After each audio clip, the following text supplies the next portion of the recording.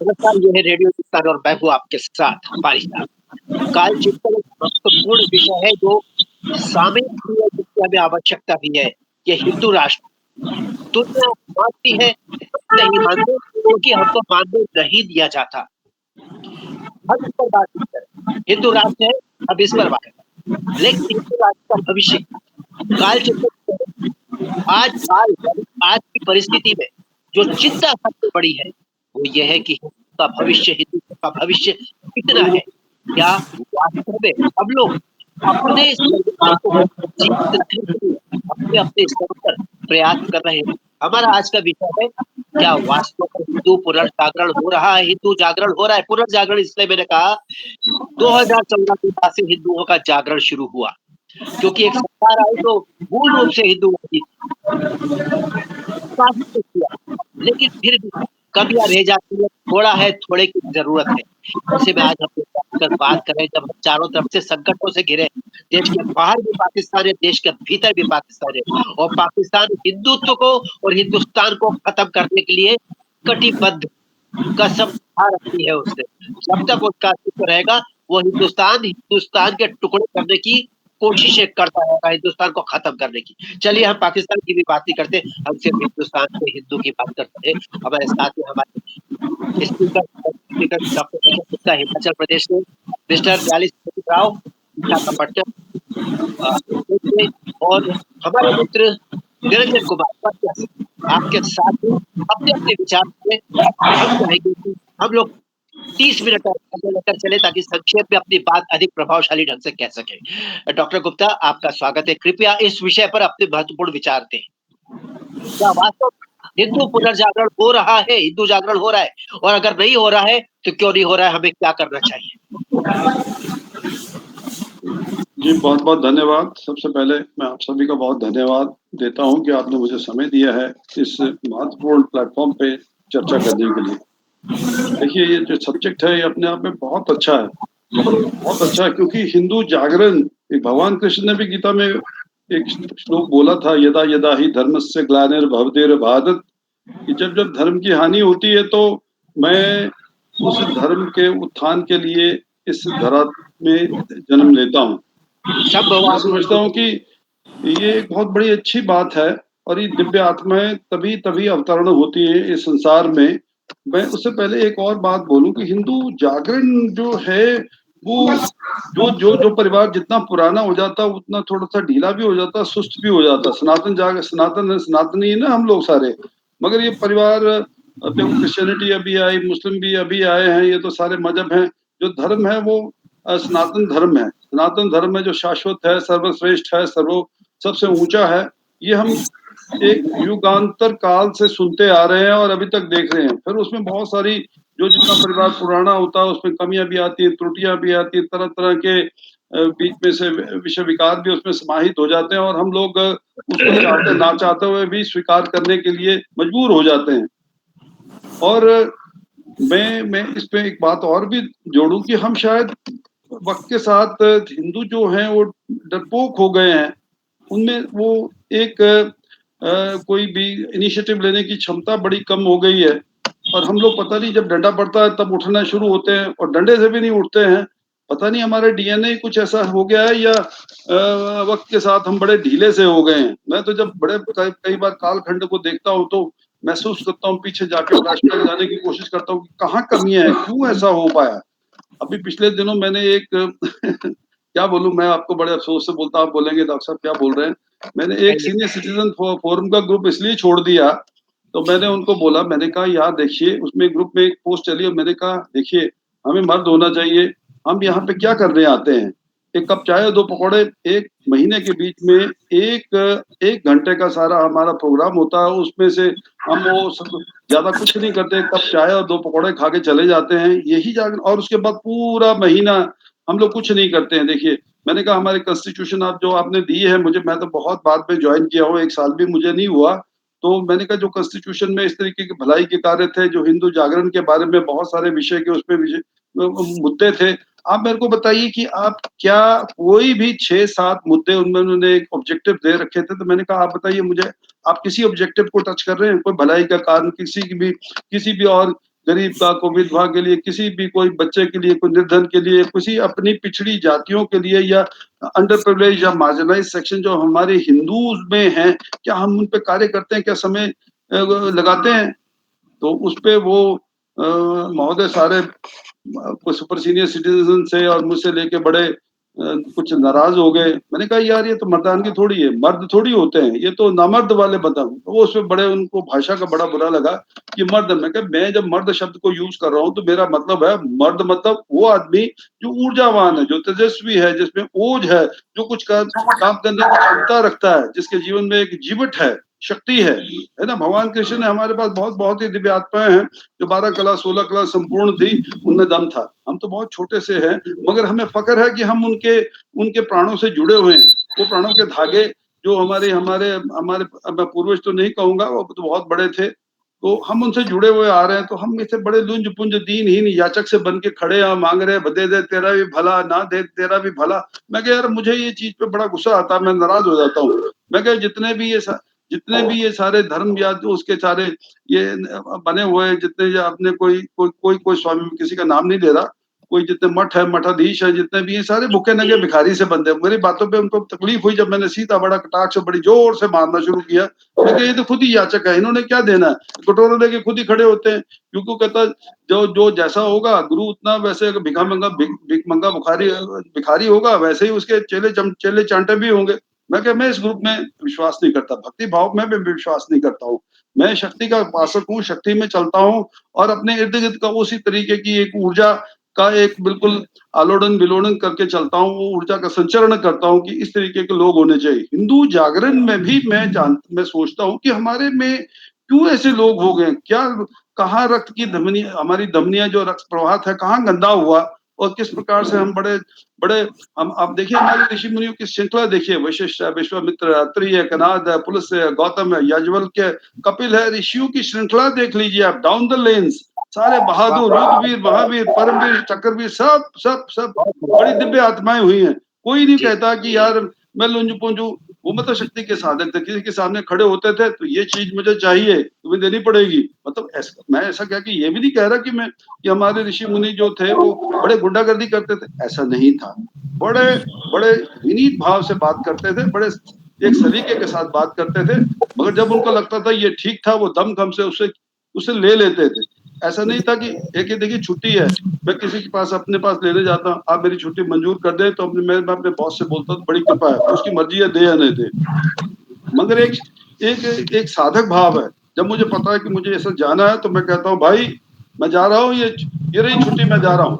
मतलब उसको ये मतलब नहीं, मेरे दूसरे भाव से ये ना ले कि मैं गुंडागर्दी कर रहा हूँ कि मेरे हाथ में दोनों हाथों में तलवारें, मैं तेरे सिर पे मारूंगा, तुम्हें छुट्टी सैंक्शन करनी पड़ेगी, तो नहीं। मगर मैं साधना भाव का मतलब ये है कि शक्ति का उपासक है जो दमखम से काम कर सकता है। एक लुंज पुंज नहीं, पहला एक लुंज पुंज याचक सा है, एक भिखारी सी टाइप की मानसिकता है, दूसरे में ऐसी मानसिकता नहीं है। तो मैं तभी उनको कह रहा था अपनी सीनियर सिटीजन फोरम का, बोले डॉक्टर साहब आप बहुत नाराज मतलब अपमानित कर रहे हैं। मैं अपमानित नहीं कर रहे, आप ऐसा सोच रहे हैं तो आपकी गलत है। मैं अपना भाव बता रहा हूँ कि मेरा मर्द का मतलब क्या है, नमर्द का मतलब क्या है। मैं कहा आप एक कप चाय और 2 पकौड़े से ज्यादा खाते नहीं है, करते नहीं है। और मैं आपको 10 चीजें बताता हूँ कि महीने में ये करना है, ट्रैफिक कंट्रोल है, वेंडर्स है, लोगों के पास जाना, सड़कों का है, जनरल लाइन्स है, और लोगों के कहाँ स्लम्स में है, कहाँ भिखारी है, स्लम्स मतलब कहाँ जो लोग दीनहीन याचक है, फंसे हुए हैं, जो अंडर प्रिविलेज्ड हैं, मार्जिनलाइज्ड हैं। अब जाइए ना, आपके पास पैसे हैं, इस स्टेज में आपके पास पैसे हैं, भगवान ने सब कुछ दिया, क्यों नहीं जाके आप सर्विस देने को तैयार? मैं क्या, मुझे बोलिए, मैं चलता हूँ आपके साथ जहाँ पे।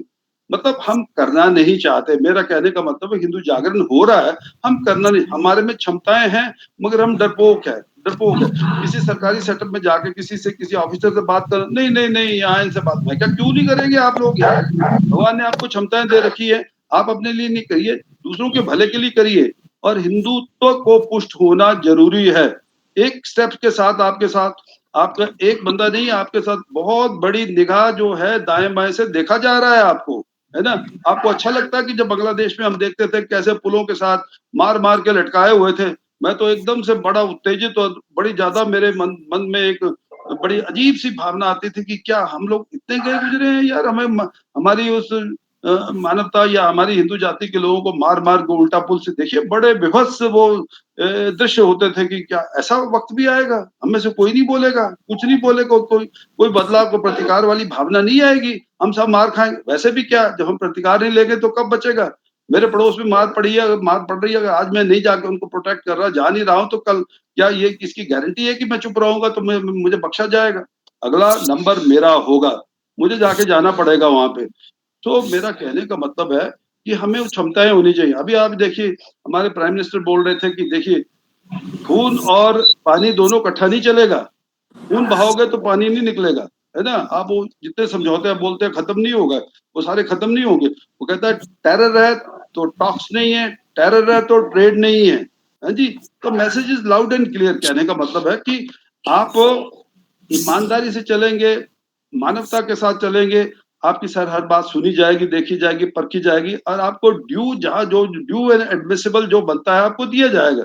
मगर आप गुंडागर्दी चलना शुरू कर देंगे तो स्वीकार के योग्य नहीं है। तो मैं ये भी महसूस करता हूँ कि हिंदू जागरण अब मैं देखता हूँ कि लोग खड़े होते हैं, लोग बोलते हैं, डरते हैं, मगर वो डर का भाव जो बड़े-बड़े समय से सेंचुरी से आ रहा था, वो डीएनए में धीमे-धीमे जब दाएँ-बाएँ लोगों को देखते हैं तो महसूस करते हैं कि नहीं, समय बदल रहा है, सनातन का समय आ रहा है, हिंदू जागरण हो रहा है, हमें भी बल हो सकते हैं, हम भी बलशाली हो सकते हैं, हमारी भुजाओं में भी वो हमारे भाई साहब ट्राइसेप्स खड़े होंगे और हम भी खड़े होंगे, हम भी इनको जवाब देने की क्षमता में आ रहे हैं और मैं महसूस करता हूँ कि आज के पड़ोस में दाएँ जब बात करें तो वो डरते नहीं थे। अदरवाइज़ बोलो या किसी को पोस्ट भेजो, कहता हिंदू मुसलमान है। मैं कहा यार हिंदू मुसलमान क्या है? तुम्हें पता नहीं लग रहा कैसे वो गर्दन कट रही है, कैसे वो जा रहा है, तो तू क्या बचेगा नहीं? मैं कहा यार तू मैं तो सीधा फ्लैट में बोल देता हूँ। मैं कहा तू 1.5 क्विंटल 6 फुट का आदमी है, 1.5 क्विंटल तेरा भार है और तुम्हें इतना दम नहीं है कि तुम प्रतिकार कर सको। मैं कहा मैं चलता हूँ यार तेरे साथ कहाँ चलना है? कौन सी गोली लगेगी? मरना तो है ही है। मेरे को अमर बूटे तो लगे नहीं कि मैं 100 साल तक जिंदा रहूँगा। मगर जितने साल तक जिंदा रहूँगा वो समय रहेगा, वो बड़ा एक शक्तिशाली रहेगा, भावपूर्ण रहेगा, गम-गम के साथ रहेगा, क्षमतावान रहूँगा। सो मैं बहुत सारी एग्ज़ाम्पल और भी आपको दे सकता हूँ पर मैं इस समय इस विषय को यहीं पे एक अल्प विराम देता हूँ। जय श्री राम। बाकी कंटिन्यू करेंगे, समय मिलेगा। जय श्री राम। और जी, जय श्री राम। डॉक्टर निखिल आपने बहुत महत्वपूर्ण विषय उठाया जिस पर आपने कहा कि हमें याचक नहीं बनना है, हमें योद्धा बनना है। ये जीवन समर है, इस समय अस्तित्व का प्रश्न है हिंदू जाति के ऊपर। हम माने चाहे ना माने पर ये सत्य है। इसीलिए हम यहाँ बात कर रहे हैं, काल चिंतन हमारा आज यही है। हम इस विषय पर आमंत्रित करेंगे अपने भाई डॉक्टर मिस्टर दानिश राव जी को जो हैं। राव प्लीज आप कहें आपका क्या विचार है? क्या वास्तव में हिंदू जागरण हो रहा है, नहीं हो रहा है, तो हमें क्या करना चाहिए? धन्यवाद। एक्चुअली देखा जाए तो 2014 तक तो सब सो ही रहे थे। फिर मोदी जी आने के बाद काफ़ी जागृति हुई है, मगर वो तो शुरुआत है। अभी भी काफ़ी लोग सोए हुए हैं, मगर आप कभी भी देखेंगे तो जब भी जो भी मूवमेंट होती है ना, कहीं भी मूवमेंट चलाने वाला, लीड करने वाला हमेशा वो 10-15% लोग ही होते हैं। बाकी लोग तो उनका साथ चलते हैं या नहीं चलते। मतलब वैसा देखा जाए तो अभी हमारा जो सीमा में जो आर्मी है, तो सीमा में आर्मी लोग कितने लोग हैं? 1% भी नहीं हमारे पॉपुलेशन टोटल पॉपुलेशन कंपैरिजन में, राइट? मगर वही हमको सुरक्षा देते हैं। वैसे ही कोई भी मूवमेंट होते, मूवमेंट में सारे शामिल नहीं होते, बहुत छोटे परसेंट शामिल होते हैं। वही परसेंटेज हमको वो जागृति समझो या परिवर्तन समझो वही ला पाते हैं। उस हिसाब से हम देखें अभी जो जागृति हुई है, तब बिल्कुल ही सोए हुए थे, उसके सामने तो अभी जागृति हुआ तो बहुत अच्छा जागृति हुआ। अभी पूरा सारे तो सनातनी लोग जागृति हो जाए तब तो इस देश को कोई पकड़ नहीं सकते, कोई रोक भी नहीं सकते। सो ये तो अभी शुरुआत है। हाँ, ये तो अभी शुरुआत है। काफी कुछ जागृति हुई है, उसके लिए तो हमको ये सिर्फ 10 साल में हुआ है, राइट? अभी जो भी हमने सक्सेस पाई या हासिल किया है वो मोदी जी का कृपा है। उन्हें दिन रात बैठ के वो लोग काम करते हैं, उनका साथ भी अभी ऐसा टीम बना हो तो वो लोग भी साथ काम कर रहे हैं। सो मेरे हिसाब से ये तो और आगे बढ़ेगा ही बढ़ेगा। जैसे ये मोमेंटम कंटिन्यू रहती रहेगी तो ये तो आगे इसका जो संख्या है वो बढ़ती जाएगी और आगे तो जागृति और बढ़ेगी। ये तो जस्ट शुरुआत है। तो इसलिए मैं तो ऑप्टिमिस्टिक हूँ, ये नहीं कि we should not lose hope. मैं तो बहुत ऑप्टिमिस्टिक हूँ। सो अभी देखिए जिस तरीके से हमने अभी जो पाकिस्तान को जवाब दिया, ये तो अभी देखिए पाकिस्तान का जो न्यूक्लियर फैसिलिटीज का भी लीक होना शुरू हो गया। अभी वो लोग इंटरनली फाइट करते रहेंगे, इंटरनली मरते रहेंगे। अभी हमको किसी और को तंग करने के लिए उनका पास टाइम ही नहीं है, होगा भी। ठीक है, तो धीरे धीरे हम सबको ऐसे मिटाने लगेंगे ना। सो जितना भी ये जो जिहादी लोग हैं, जो भी एंटी हिंदू एंटी नेशनल लोग हैं, उनको तो हिम्मत तो वैसे ही करी जाएगी। तो इस सोच के साथ मैं बोलूंगा कि हमको ज्यादा, हाँ, हमको सजग रहना है। ये कंटिन्यूटी, ये जो मूवमेंट जब शुरू हुआ उसको तो कंटिन्यूटी रखना है। जैसे डॉक्टर निखिल जी ने बताया वैसे मेरे साथ भी होती है। जैसे हमारा जो ग्रुप है JNU के ग्रुप में से, उनका मेरा जमा नहीं है। You are also in the group, right? सब वामपंथी का सोच है, everybody wants to play safe. हम तो वैसे नापुस्तक बन चुके हैं। तब तक मेरे घर पे नहीं आते हैं, सब सेकुलर बन के बैठे हैं। सेकुलर नहीं, वो सेकुलर है, सिख माइंडसेट है उनका। सो वो भी रहेगा। अभी उनको उनमें परिवर्तन आने में बहुत टाइम लगेगा। हो सकता है कोई जिंदगी में परिवर्तन ही ना आए, उनका नेक्स्ट जनरेशन शायद पकड़ेगी परिवर्तन का रास्ते पे। तो ये मोमेंटम चलनी चाहिए। उसके लिए हमको एक पॉजिटिव करना चाहिए, जैसे हम इस प्लेटफॉर्म का द्वारा हम करना चाह रहे हैं। वैसे हमारी तरह काफी लोग यूट्यूब प्लेटफॉर्म में अपना अपने चैनल खोल के वो लोग कर रहे हैं। बहुत बढ़िया। हाँ, काफी लोग कर रहे हैं। तो we are one of the smallest element that we are trying to contribute. इसलिए हमको इसको जारी रखना है। इसको सोशल, जैसे डॉक्टर निखिल जी ने बताया कि सबको बता के उनको जागृति करके हमको करना। उसमें सारे तो हमारे साथ नहीं आने वाले हैं, कुछ लोग दोष देंगे। तो पीपल आर जनरली क्या लेजी होते हैं और डरपोक होते हैं और लालची होते हैं। तीनों चीज, जिस दिन वो तीनों चीजें से हम बाहर आ जाएंगे, ऑटोमेटिकली हमारी जागृति और बढ़ेगी और हम आई थिंक अखंड भारत भी बनने का चांसेस ज्यादा है अभी। बहुत बढ़िया, बहुत बढ़िया। मैं अपना विराम देता हूँ निरंजन जी। अब आपने जो बात की है उसमें एक संदेश बहुत बड़ा है, बहुत महत्वपूर्ण है कि हमको ऑप्टिमिस्टिक रहना है। सही दिशा में चीजें बढ़ रही है, थोड़ा धीमे मंथर चीजें बढ़ रही है, लेकिन हमें मोमेंटम को आगे बढ़ाना है। और आपने बहुत अच्छी बात कही, जरा से लोग मिलकर के बहुत बड़ा परिवर्तन लाते हैं। पूरा समाज एक साथ नहीं बदलता, धीरे धीरे बदलता है। धन्यवाद आपके महत्वपूर्ण विचारों के लिए। हमारी उम्मीद आज जागृत हो गई आपकी इन बातों से। हम अपने मित्र निरंजन कुमार जी को आमंत्रित करेंगे। निरंजन भाई, बताइए क्या चिंता का विषय है कि हिंदुओं का जागरण हो रहा है या नहीं हो रहा है? अगर आपको लगता है नहीं हो रहा है तो क्या करना चाहिए? अगर हो रहा है तो हम कितनी उम्मीदें कर सकते हैं इससे? बहुत बहुत धन्यवाद। आप लोगों ने मुझे एक अवसर दिया यहाँ पे कुछ कहने का, बोलने का। ये अपने आप में बहुत गौरवान्वित करने का विषय है। हिंदू राष्ट्र या हिंदू जागृति के लिए हम यही कहेंगे कि सबसे पहले तो हमें अपने अंदर देखना होगा कि हम अपने इर्द गिर्द के लोगों को, चाहे गरीब हो, अमीर हो, छोटा हो, बड़ा हो, पहले तो उन लोगों में जागृति लानी होगी। और जितने भी खास करके दलित वर्ग हैं या जितने भी और भी जो अदर जातियां हैं, जो कमज़ोर हैं, पिछड़े हैं, उनको अपने साथ बिठाना होगा, अपने साथ लाना होगा। तो इन सब विषयों पे सबसे ज़्यादा चिंता की बात है। बाकी हमें बाहर से और ये सबसे कोई विशेष डरने या इसके ज़रूरत नहीं है। हम लोगों को खुद ही इतना सामर्थ्य है कि हम लोग आगे बढ़ सकते हैं। लेकिन जो हमारे भाई हैं जो पीछे छूट गए हैं, उनको अपने साथ लाना होगा। वो उनमें अधिकतर लोग ये भी नहीं जानते हैं कि वो हिंदू भी हैं। वो अपने आप को हिंदू समझते ही नहीं हैं, इसलिए कि हमने आज तक उनको समझने ही नहीं दिया। इसमें दोष हम लोगों का है। और जबकि वो हमसे ज़्यादा कट्टर बोले, हमसे ज़्यादा जागरूक बोले, वो हमारे साथ आना चाहते हैं। लेकिन ना हम उनको अपने किसी भी आयोजन में, प्रायोजन में सम्मिलित करते हैं, और सोचते हैं कि ये तो हमारे योग्य हैं ही नहीं है, उनको बैठने भी नहीं देते हैं। तो ये जी, सब विषय है जी, कि उन लोगों को जागरूक करना होगा कि वो समझे कि हिंदू का मतलब सिर्फ कुछ जातियां नहीं है, पूरा वर्ग विशेष है जिसमें छोटे हो, बड़े हो, गरीब हो, अमीर हो, हर जाति के लोग। अभी तो सबसे ज़्यादा दिक्कत जातियों से ही है कि सब अपने अपने जातियों में ही सिमट गए हैं।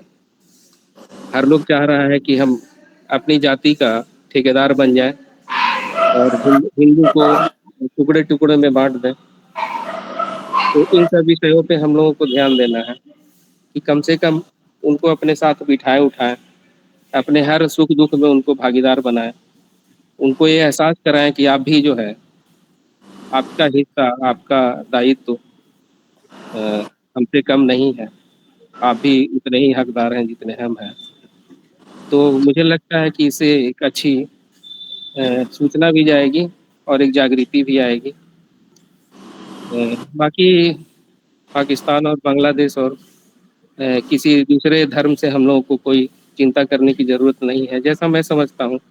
बाकी तो हमारे बड़े लोग जो हैं, निखिल जी और राव साहब ने अच्छा इस पे चर्चा किया है। जी, जी, तो मैं भी यही समझता हूँ कि अपने लोगों को आगे बढ़ाना है और विशेष जो है फिर और चर्चा करेंगे। जी, जी। बहुत मैं धन्यवाद निरंजन जी। आपने बहुत महत्वपूर्ण बात कही, सबसे बड़ी बात कि हमको सदियों से तोड़ा जाता रहा है। उसके बाद अब जुड़ने की प्रारंभ भी हुई है, शुरुआत हुई श्री गणेश 2014 के बाद से, जब हिंदू नाम का एक बड़ा छाता खुला, उसमें हम सब आ गए। तो हमें तोड़ा गया जाति के नाम पर। मैं ऊपर का हूँ, अगड़ा हूँ, तू पिछड़ा है, तू सवर्ण है, तू शूद्र है, तू क्या ऊपर नीचे, ऊंच नीच, छोटा बड़ा। दूसरा, भाषा के नाम पर मेरी तेलुगु है, मेरी कन्नड़ है, मेरी मलयालम है, मेरी बंगाली है, मेरी हिंदी है, हमको लड़ाया गया। उसके बाद क्षेत्रवाद, तुम साउथ इंडियन हो, मैं नॉर्थ इंडियन हूँ, तुम महाराष्ट्रियन हो, तुम क्षेत्रों के, हमको इतना बांटा और हम बढ़ते रहे, क्योंकि हमने कभी अपने को गंभीरता से नहीं लिया। हिंदू का मतलब है धर्म। एक धर्म का एक भाव होना चाहिए पूरे देश में, कोई भी भाषा हो। हमको तेलुगु भी पसंद है, हम तेलुगु बोलेंगे, पूरा देश बोलेगा, लेकिन हमें एक रहना है, हिंदू बनकर। हम पंजाब सनातन में सना, जाके तो कोई, जी, सनातन का मतलब ही यही है। सनातन का मतलब हम अनादि अनादि काल से हम हैं और अनंत काल तक हम रहेंगे, हमको ये ध्यान रखना है। एक महत्वपूर्ण बात आपने बताई जो बहुत बड़ी चिंता है, जाति मुक्त होंगे तो हिंदू एक होगा। दूसरा, हमें इस परिवार की सबसे छोटी इकाई है समाज की, परिवार, उसको हिंदू बनाना है। हमें अपने घर वालों को पहले हिंदू बनाना है, फिर अपने पड़ोसियों को, उसके बाद अपने पूरे क्षेत्र को, उसके बाद हम राष्ट्र से अपेक्षा करेंगे कि हिंदू बनेगा। तो उसके लिए हम सपरिवार मंदिरों में जाएं, हिंदू के जितने चिन्ह है हिंदुत्व के, वो हम धारण करें, हमारे माथे पर ललाट पर तिलक हो, हमारी चोटी हो, कुर्ता धोती हम पहने। मैं उतनी कट्टरता की बात नहीं कर रहा, लेकिन अगर हो सके, जितना हो सके, जनेऊ धारण करें, जो जो हो सके, राम राम की करें सुबह से शाम तक, जैसे निखिल भाई करते हैं, राव साहब करते हैं, निरंजन भाई करते हैं। मुझे बड़ा अच्छा लगता है। आप तीनों के मित्र होने का मुझे सौभाग्य प्राप्त है। जब भी आपसे बात होती है, आप लोगों से फोन पर, जयराम जी से शुरू होती है। ये सबको सिखाना है। कई बार ये होता है कि मैं किसी को जयराम जी के करता हूँ तो वो हंसता है, उसको लगता है कि वो छोटा है, गरीब है, या मैं उसका मजाक उड़ा रहा हूँ। जयराम जी की बात हंसने की नहीं है, यही सबको बता दें। चलिए, मेरा कहने का मतलब है, हिंदू जागरण हो तो रहा है और 2014 के बाद से जरूर हो रहा है, लेकिन धीरे धीरे हो रहा है। हम लोग बहुत ज्यादा जोश में आ जाते हैं, मैं बहुत जोश में आ जाता हूँ, वो आना भी चाहिए। हम सब युवा है, युवाओं का देश है भारत। बहुत अच्छी बात निरंजन भाई ने कही कि हमें डरने की जरूरत नहीं है, न किसी धर्म से, न किसी देश से, क्योंकि हम बहुत बड़ी संख्या में हैं। हम विश्व की सबसे बड़ी जनसंख्या है, हम विश्व के सबसे बड़े हिंदू हैं। पर एक डर ये भी है कि सिर्फ एक ही देश है हमारा, हिंदुस्तान। लेकिन हम ये कहेंगे कि आज से, इसी समय से प्रण करें, हिंदू चिन्हों को हम धारण करेंगे अपने शरीर में, और हर समय हम हर किसी से बात करते कहेंगे हिंदू राष्ट्र है ना। हिंदू राष्ट्र शब्द हमको अपने सुबह से शाम तक फोन पर बातचीत में बार बार लाना है। सामने वाला काटेगा, उपहास करेगा, मजाक उड़ाएगा, उड़ाने दीजिए। हमको बार बार सबके मन में यह नैरेटिव बनाना है कि हिंदू राष्ट्र है जहां पे हम सब रहे, हिंदुओं का देश है, दुनिया की सबसे बड़ी हिंदू आबादी रहती है। हिंदू राष्ट्र ही तो अनंत काल से, चाहे कश्मीर की बात, तो वो भी हमारा था। अफगानिस्तान, ईरान, इराक तक हमारी सीमाएं फैली हुई थी। अखंड हिंदू राष्ट्र की जो बात कर रहे हैं, जो अभी हमारे भाई राव साहब ने कहा, अखंड हिंदू राष्ट्र अगर बनेगा तो आधी दुनिया में हमारी पहचान होगी। लेकिन हम वो बात नहीं कर रहे, हम आक्रमण की बात नहीं या सुरक्षा की बात करें, क्योंकि अस्तित्व संकट में है, ये तो सत्य है। इसीलिए हम लोग अचानक पूछ रहे हैं कि हमारे अगल-बगल वाले जाग रहे हैं कि सो रहे हैं। और हमारे भाई बहुत अच्छी बात कही डॉक्टर निखिल गुप्ता ने कि हम लोग थोड़ा-सा जो उन्होंने शब्द बोला नामर्द, केयरलेस, स्वार्थी, सेल्फ सेंटर्ड, बिल्कुल नामर्दी इन द सेंस कि हम लड़ना क्यों नहीं जानते? हमें लड़ना क्यों नहीं? राम जी के वंशज हैं हम। कृष्ण भगवान वीरता के, पौरुष के प्रतीक थे, तभी उन्होंने कहा कि अगर मैं लड़ा तो क्या बचेगा? कुछ बचेगा नहीं। इसलिए उन्होंने कहा कि मैं लड़ूंगा नहीं। देखिए क्रोध उनको इतना आया कि उन्होंने सुदर्शन चक्र की तरह वो रथ का पहिया उठा लिया मारने के लिए। तो प्रसन्न हो गए भीष्म पितामह का प्रभु, बस यही देखना शेष था, आनंद आ गया। मेरा कहने का मतलब हम उस परंपरा के ध्वजवाहक है, हम वो हिंदू है जो योद्धा है, याचक नहीं है। इसीलिए ये भाव हमको अपने अंदर रखना है, अपने शब्दों में रखना है, अपने विचारों में, अपने व्यवहार में उतारना है और सबको बताना है। डरने की बात नहीं, एक ही जाएगी। बहुत अच्छी बात की डॉक्टर साहब ने कहा कि मर जाएगी ना, मर रहे तो मैं कौन सा 100 साल जीने के लिए आया हूँ। हम सबको तैयार रहना है। योद्धा का मतलब ये कि वो मैदान में जंग लड़ रहा है, लेकिन हम जंग अपने भाइयों की सुरक्षा की लड़ रहे हैं। ये वो महाभारत है आज के युग का, जहाँ पे हमको अपने परिवार से नहीं लड़ना है, अपने परिवार को बचाना है और परिवार से दुश्मन जो है उनसे लड़ना है। और वो दुश्मन दुर्भाग्य से हमारे चारों तरफ फैले हुए हैं। समय 3-4 मिनट अभी बचा है। 1-1 मिनट आप लोगों से चाहूँगा कि आप लोग अपने-अपने विचार दें। मेरा एक कहना और तो मेरे परिवार की बात नहीं, अपने बच्चों को अपने संस्कार हिंदू धर्म के हम ज़बरदस्ती दें। वो ले ना ले, हम अपना कर्तव्य करें, ताकि हमारे बच्चे बड़े होके ये ना कहें कि आपने हिंदुत्व हमें सिखाया ही नहीं पापा। हमें इतनी देर हो गई है, जब समझ में आई तब हाथ से हमारे वक़्त निकल चुका। ऐसा ना हो। इस शुरुआत में समाज की सबसे छोटी इकाई से, जिसे हम अपना परिवार कहते हैं, मुझे लगता है कि हमें उम्मीदें बिल्कुल जिंदा रखे रहेंगी हमारी उम्मीदें। डॉक्टर साहब एक लाइन में मतलब 1 मिनट में आप कुछ कहें फाइनल रिमार्क, ताकि हम ये बहुत सुंदर आपने बोला कि हमें वो कर्म करते जाना चाहिए। मैं आप ही से कंटिन्यू करता हूँ कि कर्मण्येवाधिकारस्ते मा फलेषु कदाचन, मतलब कर्म किए जा, फल की चिंता मत करे, कर गए इंसान, जैसे करे करेगा वैसे फल देगा भगवान। ये हमारे गीता का ज्ञान है, इसमें कोई बात ऐसी नहीं कि नहीं हो पाएगी। अपने हमारे नली सुरेंद्र जी ने बहुत सही बोला कि जागरण हो रहा है, सनातन जागरण हो रहा, आने वाला जो समय है सनातन जागरण का है, डंके की चोट पे बजेगा, हम विश्व गुरु बनने जा रहे हैं। क्योंकि जब आदमी उठता है, ऊपर की ओर उठता है, तो केकड़े की तरह लोग खींचते हैं नीचे, तू यार तू तो मेरा केकड़ा भाई है, तू कहाँ उठ के जा रहा है। तो जो उठ के चला जाता है, पहले उसका विरोध होता है, बाद में वही चीजें उसके प्रणम्य हो जाती है, उसके चरणों में गिरने लग जाता है, ये तो बहुत बड़ा आदमी है। तो बड़े बनने की जो क्रिया है वो शुरू हो चुकी है। हम या हमारे इर्द गिर्द हमारे समकालीन लोग हमें देख नहीं रहे, चाहे वो अलग अलग कंट्रीज हैं, वो देखिए ना आप लोग, पाकिस्तान, बांग्लादेश, ये जितने भी अलग अलग कंट्रीज हैं वो देख नहीं पा रहे, हम बढ़ रहे हैं। मगर मैं पिछले दिनों देख रहा था, ये बांग्लादेश हमारे अखंड भारत में, सुरेंद्र भाई बोल रहे थे, ये भी जुड़ेगा, पाकिस्तान के भी जुड़ेगा, माइनस रेडिकलाइज जो ये एलिमेंट्स है, जितने गुंडे बदमाश हैं उनको वहीं पे रखना है, उनको यहाँ अभी गंदगी में जितने भी तामसिक तत्व है इनको सात्विकता में मिश्रण नहीं करना है, इनको परे ही रखना है, जब तक इनका शुद्धिकरण नहीं हो जाए। इसी प्रकार से नेपाल को देखिए, म्यांमार को देखिए, श्रीलंका को, ये सारे धीमे धीमे वो जो है ना वो अपने साथ अपने अखंड भारत की उस एक सब में जुड़ने को तैयार हैं। तभी तो ये सारा जो हमारा हिंदू धर्म का कंसेप्ट है, सनातन धर्म का कंसेप्ट है, बहुत बहुत बड़ा है, बहुत बृहत है कि वासुदेवम कुटुंबकम, पूरा जो वासुदेव है कुटुंब है, पूरा परिवार है, बहुत बड़ा परिवार है।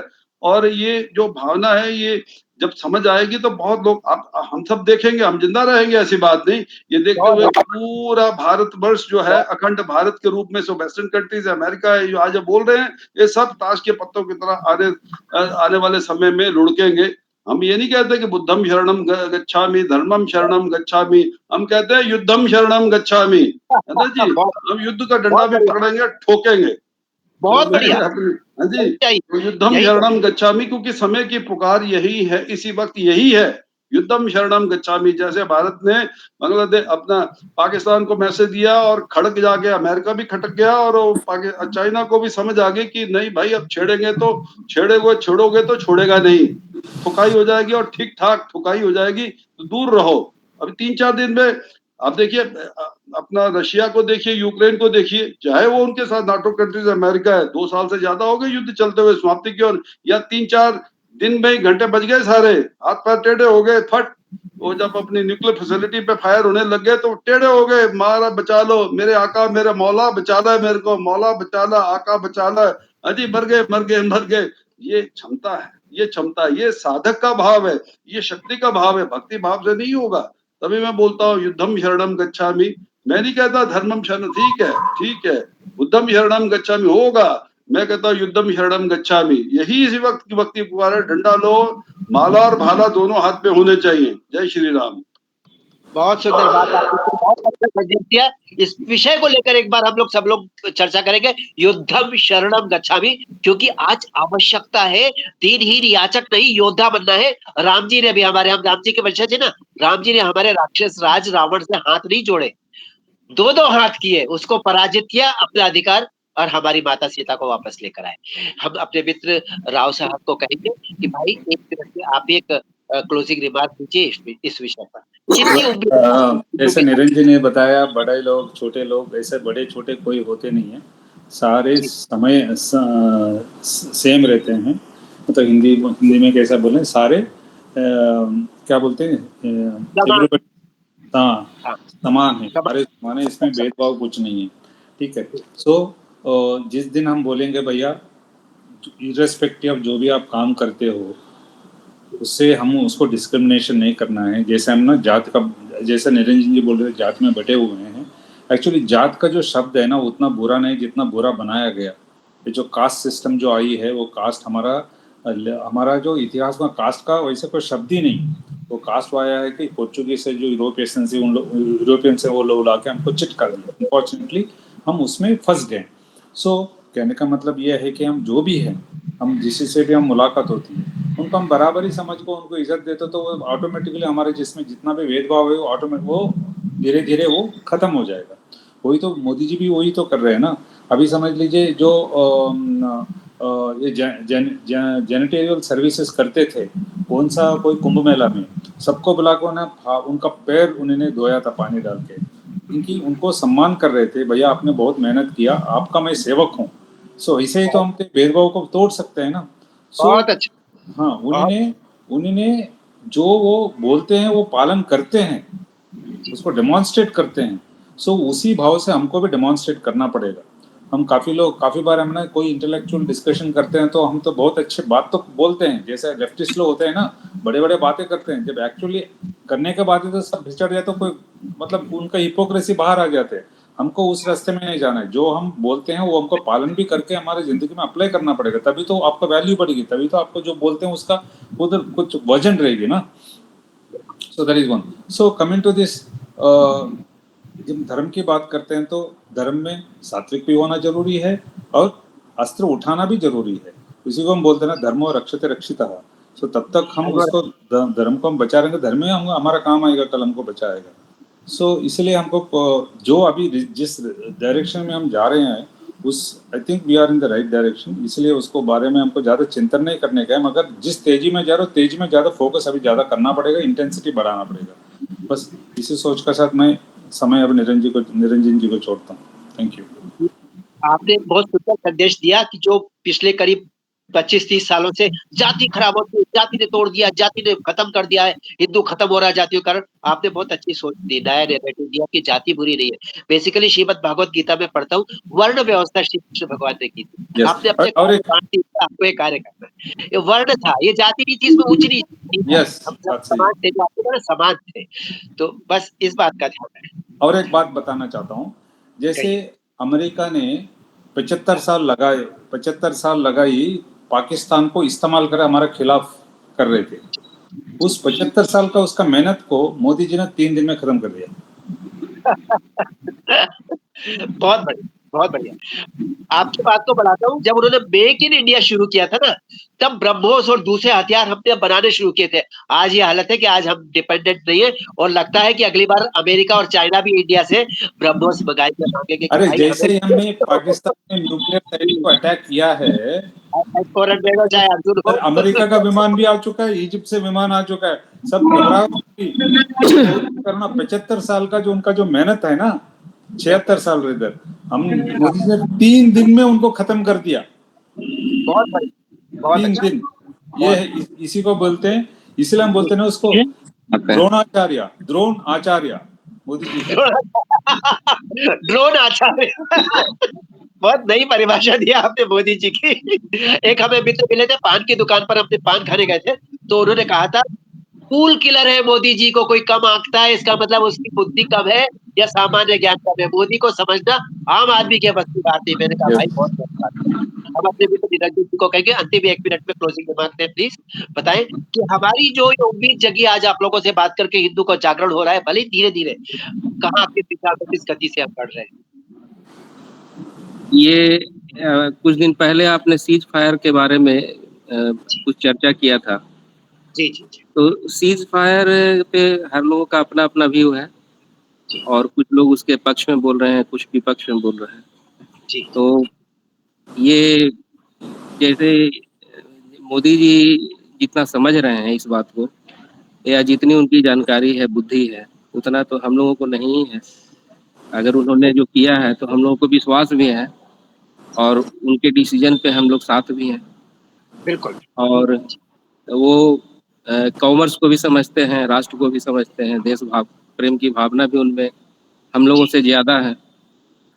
तो जैसा मैं समझता हूँ कि अभी जितनी भी फ्लैगशिप कॉरपोरेट कंपनियां हैं वर्ल्ड की, जो टॉप मोस्ट, चाहे एप्पल हो, चाहे टेस्ला हो, ये सब अपनी प्रोडक्शन यूनिट जो है इंडिया में शिफ्ट करने वाली है। और 2026 से जैसा उम्मीद है कि एप्पल टोटल प्रोडक्शन उसका इंडिया से होगा।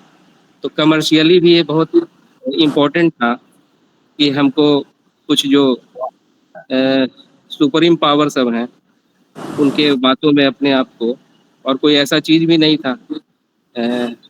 एक हमारे बिहार में कहावत है कि लंका किसी से लड़ सकता है, लेकिन जो इज्जतदार है वो समय से लड़ता है, लेकिन जब लड़ता है तो उसकी जीत होती है। तो इस व्यू से मोदी जी ने जो डिसीजन लिया, तो मुझे लगता है कि बहुत अच्छा लिया है। और बाकी तो आप लोग भी इस पे चर्चा कर ही सकते हैं। जो भी युद्ध हुआ है वो धर्म युद्ध हुआ है अपनी तरफ से। जी पीछे से चोरे नहीं मारे, पीछे से हमने चोरे नहीं मारे। जैसे चाइना मारता है, अमेरिका मारता है, पाकिस्तान करता है, बांग्लादेशी लोग जो भी करते हैं, वेस्टर्न मीडिया, वेस्टर्न कंट्रीज वो हमेशा पीछे से छोरे मारते हैं। पर हमने ऐसा नहीं मारा। हमने कहा आपको सबक सिखाएंगे करके बोल के बाद में हमने शुरू किया उनको अटैक करना। इसी को बोला जाता है धर्म युद्ध। बहुत सुंदर आपने इसको शब्द दिया है धर्म युद्ध का, क्योंकि भारत में धर्म युद्ध ही होता रहा है हमेशा, जिसमें नियम कायदे धर्म के अनुसार पालन किए जाते थे युद्ध के समय। लेकिन आज की स्थिति में जब इतनी आधुनिकीकरण हो गया है, भारत ने धर्म युद्ध का पालन किया है। बहुत धन्यवाद इतने बढ़िया शब्द के लिए। वास्तव में हमने बहुत कंट्रोल्ड और लिमिटेड अटैक किया है, जिसमें हमारा उद्देश्य सबक सिखाने का था, आतंकियों को खत्म करने का था, उनके आकाओं को नष्ट करना और ओवरऑल उनकी क्षमता को कमजोर करना और उनको डराने का था। आम आदमी के लोगों को पर हमला करने का हमारा कोई इरादा नहीं था, और हमने किया भी नहीं। दुनिया ने इस बात को देखा। बहुत धन्यवाद। अभी मैं आज के इस विषय का समाहार करते हुए बस ये कहूंगा, हिंदुत्व को गंभीरता से लेना, let us all take it seriously. इसको हम लोग परिहास का विषय ना बनाए। इसमें क्या कौन रिप होई हमें कहानी वाली सोचे, क्या फर्क पड़ता है कोई भी सरकार है, क्या फर्क पड़ता है समाज में कुछ भी हो रहा है। हम ठीक है नहीं, हम सब जुड़े हुए इन्वॉल्व है, देश में कुछ भी हो रहा है तो हम लोग कहीं ना कहीं उससे प्रभावित हो रहे हैं। हमारी एक भूमिका बनती है, उसका हमें पालन कर रहे हैं। हमें सरकार भी वही चुनती है जो हमारे हिंदुत्व को आगे बढ़ाए, हमारे सनातन को आगे बढ़ाए, क्योंकि सनातन है, हिंदुत्व है तो देश सुरक्षित है। जिस दिन हिंदू कम हो जाएंगे, बाकी लोग ज्यादा हो जाएंगे, हिंदुस्तान कब जाएगा, टूट जाएगा, भ्रष्ट हो जाएगा। और बाकी बहुत सारे मुल्क के उदाहरण इराक, सॉरी आपके सीरिया और उधर देख लीजिए, तो अफगानिस्तान, बहुत सारे उदाहरण। हम नहीं चाहते वैसा हो, इसलिए हम बात करें। बहुत अच्छी उद्देश्य है राहुल साहब ने भी और हमारे मुझे भी कि डरने की बात नहीं है, हम लोग सही दिशा में आगे बढ़ रहे हैं, हम एक बहुत बड़ी शक्ति को बस इसको रियलाइज कर रहे हैं। और डॉक्टर साहब ने जो कहा, डॉक्टर साहब के अंदर जो पीड़ा है ना, वो उनके क्रोध में कई बार झलकती, इसीलिए उन्होंने वो सबूत छोड़ा कि हिंदुत्व का काम करता तो था, लेकिन बड़े आराम से, इसीलिए मैंने कहा सर सर एक मेरा लास्ट सेंटेंस बोलने का है। आप लोगों ने बड़ा अच्छा शब्द यूज किया, धर्म युद्ध। मतलब एक युद्ध जो बिल्कुल धर्म के आधार पे है। वो चाहे महाभारत का युद्ध था, 18 दिन का था, शाम को बंद हो जाता था, सारे लोग इकट्ठे होके बैठते थे। यहाँ पे भी जो धर्म युद्ध हुआ है, और धर्म युद्ध के कारण ही 4 दिन में सारी इनके नट बोल्ट जो टाइट हो गए और इनकी टांगे ऊपर चली गई एकदम।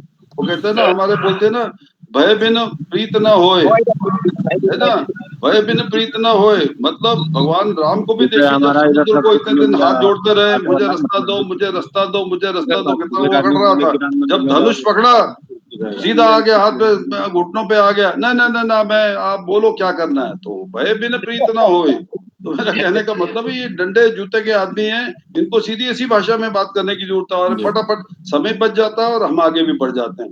जय श्री राम। जय श्री राम। हमें अपने गौरव का ध्यान रखना है, हमें दीनहीन रियासत नहीं बनना। मैं कह रहा हूँ योद्धा बनना है, लेकिन सुरक्षा वाला योद्धा, आक्रामक नहीं। हम आक्रमण किसी पर नहीं करेंगे। जो बात उन्होंने कही है बहुत अच्छी बात है। हमें अपने गौरव का ध्यान रखना है, हमें हार नहीं मान लेनी, हमें जीत के लिए आगे बढ़ना है, क्योंकि एकमात्र विकल्प हमारे अस्तित्व के लिए है जीत। हमारे विजय ही चाहिए, उससे कम कुछ नहीं चाहिए। बहुत धन्यवाद, आप लोगों ने समय दिया। अगली बार इसी तरह के किसी रचनात्मक विषय पर हम बात करेंगे, जो सनातन से, धर्म से, हिंदुत्व से, राष्ट्र से जुड़ा होगा। धन्यवाद राव साहब, आपको बहुत धन्यवाद। डॉक्टर निखिल, बहुत धन्यवाद। जय और श्री राम। आपको भी बहुत धन्यवाद, समय जय दिया श्री और राम। प्रेम से इस विषय पर आपने विवेचन किया। धन्यवाद। जय श्री राम। जय श्री जय राम। श्री राम।